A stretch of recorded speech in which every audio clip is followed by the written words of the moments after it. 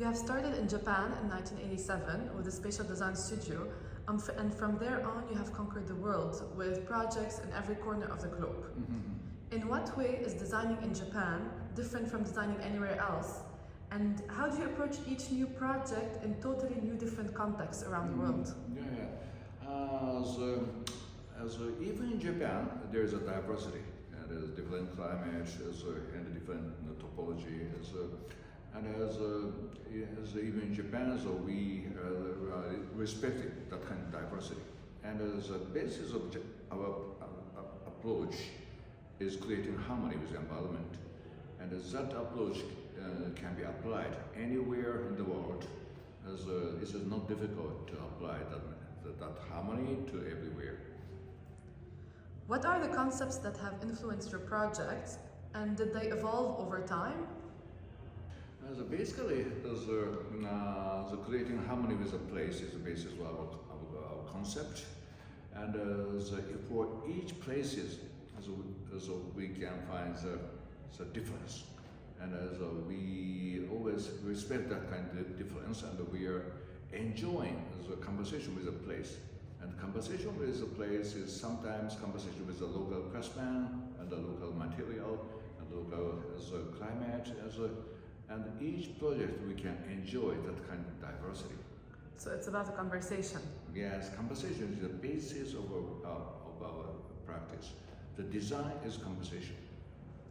Your work ranges from cultural venues, health, infrastructure, residential, etc. What type of architecture are you mostly passionate about creating? The cultural facilities museum is of course very exciting. But even with some commercial building, we can show the conversation with the place, and then the most important thing for us to choose a project is place.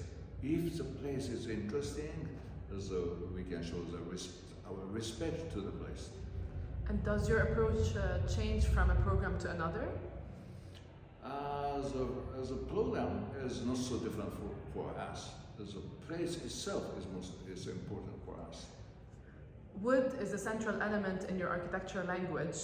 What was the reason behind your affiliation to the specific material? The material is most important for our daily practice, because I want to go beyond concrete and steel. Because concrete and steel in the 20th century is the basis of modernism design, destroy the diversity. So before concrete and steel conquered the world, so we had diversity. And so each place has local material and local craftsmanship with the material. And then naturally they can create the icon of the place, where concrete and steel destroy that kind of harmony with the place. And then, if I find the beautiful local material, so naturally, we can design the local building. And the good example is the wood. And the wood is coming from the tree and connected with the land, and then we can create the connection from the earth to the sky by using wood. I love wood very much. And is there a conversation going on between your project and wood? How would you describe that? Yes, and by using wood, people can find the friends in the building, because wood and earth has a long time history. Humanity was living in the forest and was always touching the wood, and the memory of wood is very, very long and deep. And by using wood, so we can go back to that kind of long history. In your work, we also see a lot of light, transparency, like other than materiality. What do you think these elements generate? Yes, by using wood, the transparency has naturally happened, and because the wood is very different from concrete, and so we can see through, and that kind of transparency is different from the transparency by glass. So we want to use that kind of transparency. It is transparency, but it's also the connecting exterior and interior. And as I often think about that kind of connection. So we are here today in Venice discussing cities and the implication of architects in urban challenges. In your opinion, what is the role of architects in shaping the cities of tomorrow? Yeah, now we should change the city. In 20th century, a huge city destroyed the harmony between humanity and nature.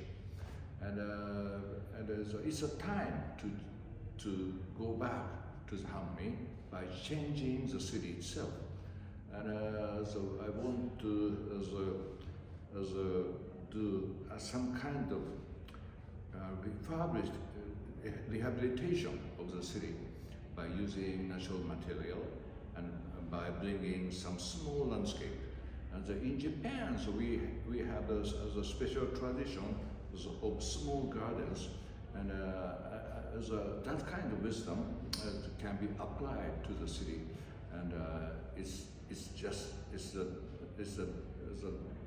best timing for us to go back to the city design.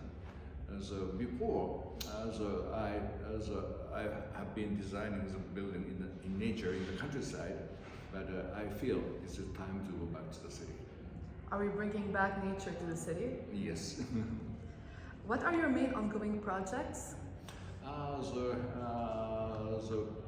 In Paris, we are designing Saint-Denis rail station.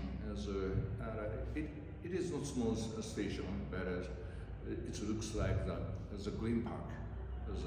It is totally covered by landscape, and also interior, a lot of wood, and it is unusual interior for the big station, and people maybe feel it is oasis in Paris, and I love that kind of oasis. And finally, how do you perceive the future of architecture? As a COVID is a kind of turning point of us. By COVID, everybody felt as we cannot survive in the big city. Some of my friends already escaped from the city, and we should lead that kind of new direction. We should change the world by architectural design. The role of architects is more important than before. Thank you very much. Thank you.